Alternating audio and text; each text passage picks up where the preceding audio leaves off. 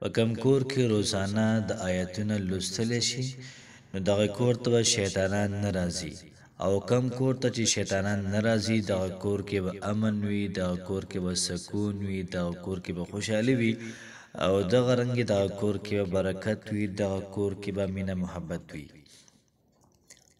بسم الله الرحمن الرحیم السلام علیکم ورحمت الله وبرکاته امید در بکوم چې تاسو ټول په ټیک ټاک کې الله پاک مو خوشاله آباد ساته الله پاک دې زمونږ او تاسو ټول مشکلات د ختم کړي او دغه رنګ الله پاک دې زمونږ او تاسو ژوند کې بهار راولي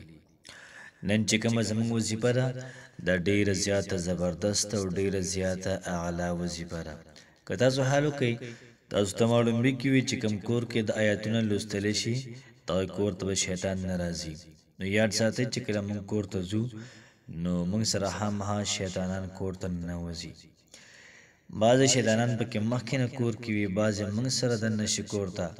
نو څه شیطانان ښځو سره وي سره سړو سره وي نو څه دواړه په جګړه کې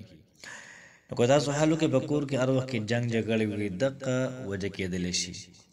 دغه رنګ یاد ساتئ چې کله د آیتونو په یو کور کې ولوستل شي شیطانان د هغه کور نه کډه ویسي او جاړي او د نور شیطانانو ته سوي وای په دې کور کې زمونږ رزق دا ختم شو دغه رنګ تاسو به خیال کړئ بازو کې هر ډیر زیات رزق وي او برکت پکې نوې زر ختم شي نو په دغه کور کې محترمو دا شیطانان وي او شیطان نه غواړي چې د مسلمان رزق دې پراخ شي شیطان غواړي د مسلمان رزق دې کم شي او در په در شي او دغه رنګ 24 غنټې په کور کې لانجې کونجي وي یو په یو تهمت لګي بل په بل باندې تهمت لګي ریټولو مسلو د حل لپاره نن ما ستاسو لپاره ډیره زیاته بهترین او ډیره زیاته اعلی وظیفه راوړې ده نو راځي چې زر وظیفې طرف ته روزانه سار او ماښام به درې پیرې درود شریف وایو او و پیرې به د آیتونه وایو د سورته بقره چې کوم اخري دو آیتونه دي آمن الرسول نوالا تر اخره پورې درې پیرې درود شریف او و پیرې د دو آیتونه او بیا اخره کې درې پیرې درود شریف او بیا د هغې نه بعد دعا وکړئ